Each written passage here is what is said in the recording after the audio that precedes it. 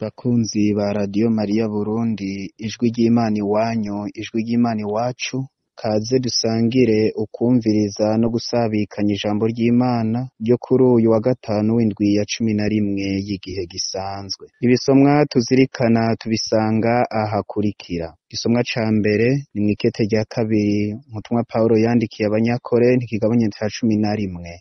Kuva ku murongo wa 18 ushirako akarongo ka 21b gushika ku ka 30. Zaburi tuzirikana ni ya 33. Inkuru nziza ni inkuru nziza dushikirizwa na Matayo igabane ca 6 umurongo wa 19 gushika ku wa 23. Mu kuzirikana ijambo ry'Imana uyu munsi muri kumwe na Patiri Dieudonne Nshimirimana wo muri diocese ya Bubanza. Yaga Mukama umusavyi wawe ariko arumviriza. Ivyo dusoma mw'ibaruwa rya kabiri umutumwa Paulo yandikiye abakorenti. Nshuti zanje, ko abandi benshi bininahaza babitumwe n'imvo zo kw'isi, nanje nzokwininahaza. Ikintu cose kibatuma gushira amanga, erega mvuga nk'umusazi, nanje kirabintera. N'Abahebreyi nanje ndiwe, n'Abanyisirayeli nanje ndiwe, n'uruvyaro rwa Ibrahimu nanje ndigo, n'abasuku ba Kristo mvuga nk'umusazi, jewe ndabarushije kuba mu bikenugwa, ndabarushije gutabwa mu mabohero, nabarushije gukubitwa n'inkoni, kenshi nagarukiye ku cobo. 5 kose Abayahudi barankubise inkoni 40 nkuramwo imwe. 3 barankubise ibitsibo, 1 baranteye amabuye, 3 ubwato bwaramenekanye, mara ijoro n'umutaga mu nyenga. Ingendo nagize ntizigira igiharuro, nama ngeramiwe n'agahinga, nama ngeramiwe n'ibiyaga, ngeramiwe n'abiyita bene wacu ataribo. Uri bikogwa n'uburuhe, uri ukurara amaso kenshi, uri inzara n'inyota, uri ukwiriga ubusa kenshi, uri imbeho n'ukubura agahuzo. Naho ntorinda kuvuga ibisigaye, hari icama kimpagaritse umutima imisi yose, umwitwarariko w'amaekleziya yose. Ninde yakena ingoga simbe ndazikenye, ninategerezwa kwininahaza nzokwininahaza mu magara make yanje. Iryo ni ijambo ry'Imana.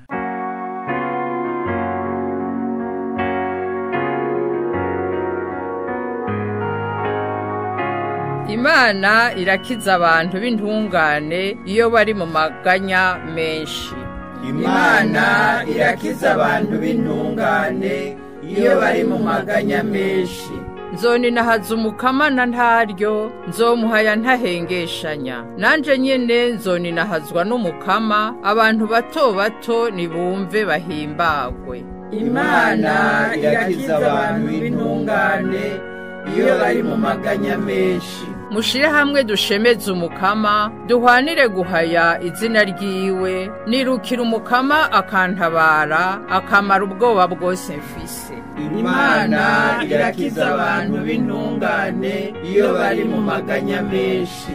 Bane uweza amaso umukama arahimbagwa, ntazokwigera atetegwa. Hari umurushwa yatabaje Imana, iramwumvira imukiza amaganya yose. Imana irakiza abantu b'intungane iyo bari mu maganya menshi.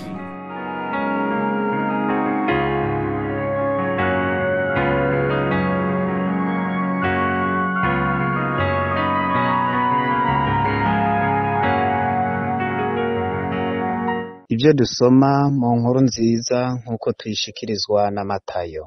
Muri irya misi Yesu yabariye abigishwa biwe ati, ntimurunde amatungo yo hasi aribwa n'ingese n'umuswa, ibisuma bikimba inzu bikayasahura. Nimukurikirane itunga ryo mw'ijuru, ho ingese n'umuswa bitagera, ho ibisuma bitamena ngo vyibe. Kuko aho itunga ryawe riri, ariho agatima kawe kazoba. Itara ry'umubiri ni ijisho. Ijisho ryawe ari rizima, umubiri wawe wose uzoba mu muco, ariko ijisho ryawe rigwaye umubiri wawe wose uzoba mu muzimagiza. Nicaba rero ico kuboneshereje ari co mwijima, uyo mwijima no muzimagiza. Dushemeze ijambo ry'Imana.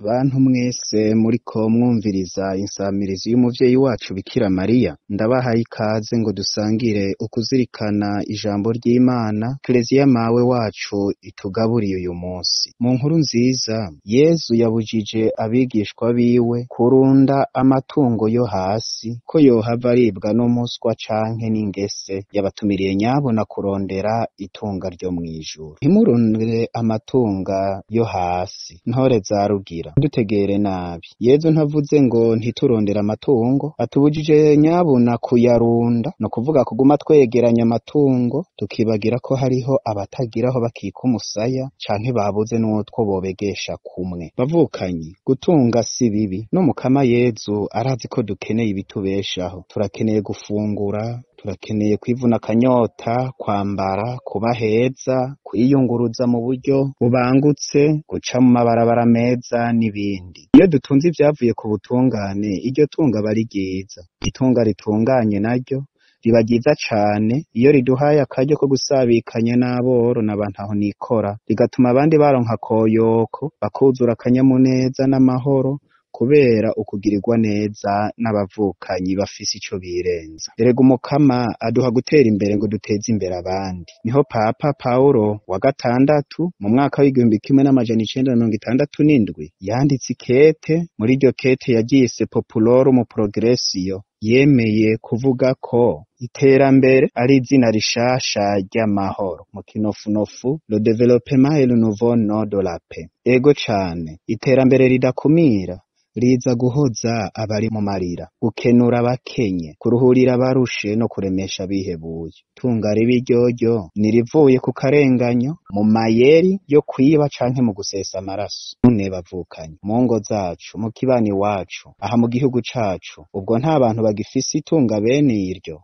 Abirirwa bararunda itunga babanje gusahura imiryango yabo, gusahura imibano yabo, ibigega vy'amashirahamwe canke imigwi bahurikiyemwo, canke abanyonyeza itunga ry'igihugu. Ubwo barabuze abakoresha amanyanga canke uruyeri mu kurya ivyo batabiriye akuya. Ntibari muri twebwe abarondera inyungu mbi gushika aho babanza gusesa amaraso. Ntibuzuye aho tuba, aho dukorera canke aho tugendera. Ikibabaje cane nuko wosanga habaho n'imirwi y'abantu bihaye ihangiro ryo gusahura itunga rusange canke kwikwegera ko bonyene ayo matungo yo ngaha kw'isi, bakikwegera ko ibibanza vy'ivyubahiro babanje gukumira abandi.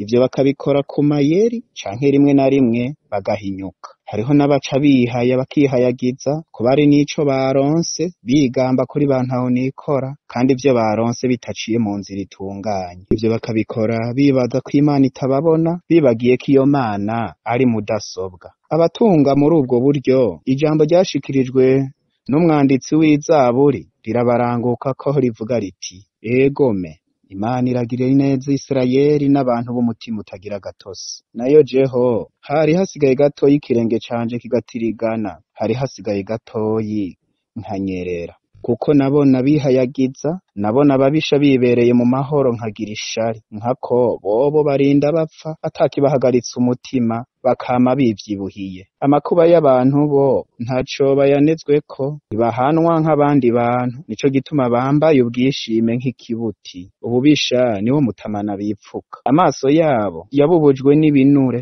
iyumviro vy'umutima wabo birarenza urugero. Baritwengera, bakigira inama y'ugukora inabi no gucinyiza, bakarabana kagaye. Umunwa wabo bawushinga kw'ijuru, ururimi rwabo rukanyuragira kw'isi. Nico gituma igihugu cabo kibacikira, bakanywa amajambo yabo nk'amazi. Bakavuga bati, mbega Imana yobimenya gute? Ugira hari ubwenge buri muri rudasumbwa? Eheraba nguko uko ababisha bameze. Bo bama bahiriwe, itunga ryabo rikama ryongerekana. Zaburi ya 73 akarongo ka mbere gushika ku k'12. Itunga nk'iryo bavukanyi rivyara agahinda, ubukene mu bantu, amarira n'amaganya, rimwe na rimwe rigakwega n'urupfu. Ntimurunde amatungo yo hasi. Bakunzi b'Imana, ntituyoberwe. Itunga ridatunganye ntaco rimaze. Umwanditsi w'igitabo c'ubwitonzi adusaba kuvavanura na bene iryo tunga, akatubwira ati: ntukihambirire ku matungo adatunganye, kuko ntaco azokumarira ku musi w'amakuba. Bisoma muri igitabo c'umwene Sirake,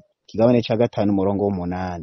Uwo musi w'amakuba ni ca gihe caho umwe wese azobazwa n'Imana ivyo yakoze. Umutumwa Yakobo aburira abatunzi batungiye ku karenganya ati: umve rero mwabatunzi, nimwiririre muboroge, kuko amaganya baraririye. Itunga ryanyu ryaraboze, n'ivyambagwa vyanyu vyarariwe n'inyenzi, inzahabu n'ifeza vyanyu vyaraguye ingese. Izo ngese zizobagiriza kandi zizonyengetera imibiri yanyu nk'umuriro. N'umuriro mwirahuriyeko mu minsi y'umuhero. Ingero mwanyanganije abashwabuzi babashwaburiye imirima, ngiyo iriko irasemerera. Amaborogo y'ababashwaburiye yarashikiriye amatwi y'umukama nyene ingabo. Aha kw'isi mwarishinze ibibahimbara n'ibibaryohera, imitima yanyu ikabihimvye ku musi wo gutikira. Mwaciriye rubi umuntu w'intungane, mugira ko muramwica, nawe ntiyabagwanya. Ikete rya Yakobo kigabane ca 5 umurongo wa mbere gushika kwa 6. Na Yezu araduhanura ati: vyomarira iki umuntu gutunga ivy'isi yose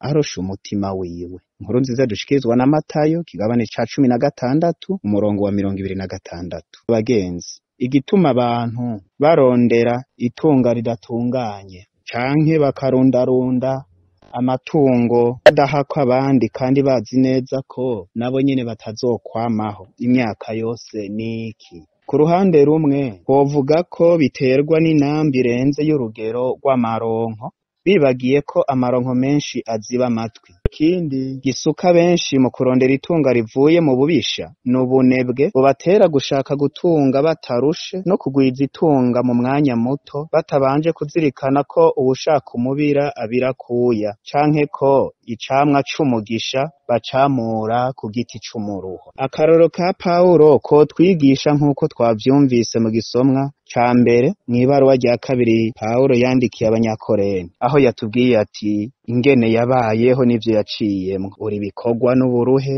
uri kurara amaso kenshi, uri inzara n'inyota, uri ukwirirwa ubusa kenshi, uri imbeho no kubura agahuzu. Ntorinda kuvuga ibisigaye, hari icama kimpagaritse umutima imisi yose. N'umwitwarariko w'amaekleziya yose. Tubisoma mw'ibaruwa rya kabiri Pawulo yandikiye Abanyakorenti kigabane ca 11 murongo 27 gushika 28. Twisabira inema yo kurya ivyo twabiriye akuya, kuko umukama Imana azohezagira ibikorwa vy'amaboko yacu. Dusabire kandi abarunda canke abanyonyeza amatungo yo kuri iyi si umutima wo guhinduka, bareke kwikwegerako no kurenganya abandi, bibuke ko itunga ritabuza gutunguka umutima. Vyongeye, ikirobe kinini ntigikura ikirohe ku mutima. Bagira umutima w'ubuntu no gusabikanya, kugira ntibazocirwe urubanza rubi ku munsi waho itunga ryose rizoba ryaguye ingese kandi ryariwe n'umuswa. Dusabire kandi abacinyizwa, abarenganywa kuri iyi si ngo ntibihebure, ntibahave batsindwa n'inyosha mbi zo kwigwanako, boye gusanga babuze isi n'ijuru, ahubwo bizigira ubutabazi buva ku Mana. Bizigira Imana ndavyi.